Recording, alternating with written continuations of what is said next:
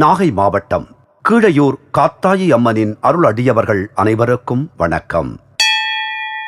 இன்றும் என்றும் உங்களுக்கு மகிழ்வான செய்திகள் தொடர நெஞ்சம் நிறைந்த வாழ்த்துகள். முனீஸ்வரர் வழிபாடு பலவிதங்களில் காணப்படுகிறது. அவரவர் குல வழக்கப்படி பூஜைகளை மேற்கொண்டு வருகின்றனர்.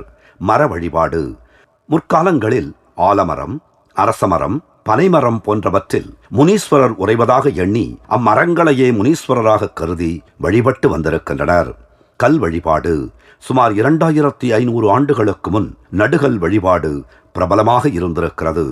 3 கல், 5 கல், 7 கல் என அவரவர் வழக்கத்திற்கு ஏற்ப கொண்டாடப்படுகிறது.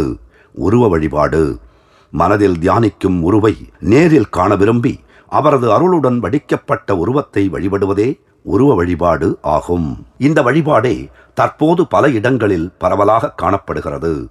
தோற்றம் முறுக்கு மீசை, வசீகர முகம், கரங்களில் திரிசூலம், கதை, கத்தியும் தரித்தவாறு வேட்டி துண்டுடன் காணப்படுகிறார்.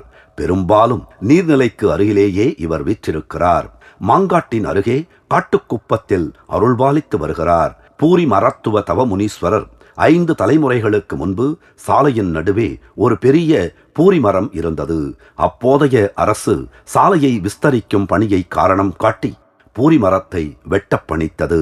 அரசாங்க உத்தரவை ஏற்று மரத்தின் மீது ஏறியவன் அரிவாளால் மரத்தை வெட்டத் துவங்கியதும் கீழே விழுந்துவிட பயந்து போன அனைவரும் உடனடியாக அந்த பணியை நிறுத்திவிட்டனர்.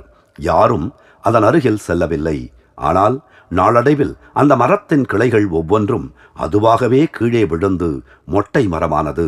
மரம் அனைத்தும் முதிர்ந்த பிறகு மரத்தின் உள்ளிருந்து ஒரு கல் வடிவில் வெளிப்பட்டு தன்னை உயர்த்தி இருக்கிறார் தவமுனீஸ்வரர்.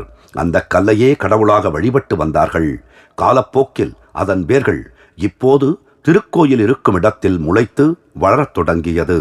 அதைக் கண்டு வியந்த மக்கள் அந்த இடத்திலேயே அக்கல்லை பிரதிஷ்டை செய்து வழிபட்டனர். சட்டைமுனி, மகாமுனி, தவமுனி, தர்மமுனி, ஜடாமுனி, பால்முனி, வாழ்முனி என்ற 7 முனீஸ்வரர்களில் தவமுனி பூரி மரத்தடியில் வீற்றிருந்து பூரி மரத்துவ தவ முனீஸ்வரராக அனைவருக்கும் அருள்பாலித்துக் கொண்டிருக்கிறார்.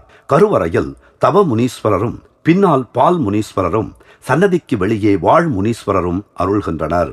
திருஷ்டி தோஷம் அகல வாழ் முனீஸ்வரருக்கு கோழிகளை நேர்த்திக்கடனாக செலுத்தியும் புது வாகனங்களுக்கு பூஜை போட்டும் மணப்பேறு மகப்பேறு வேண்டுபவர்கள் நம்பிக்கையுடன் வழிபட்டுச் செல்வதையும் காண முடிகிறது.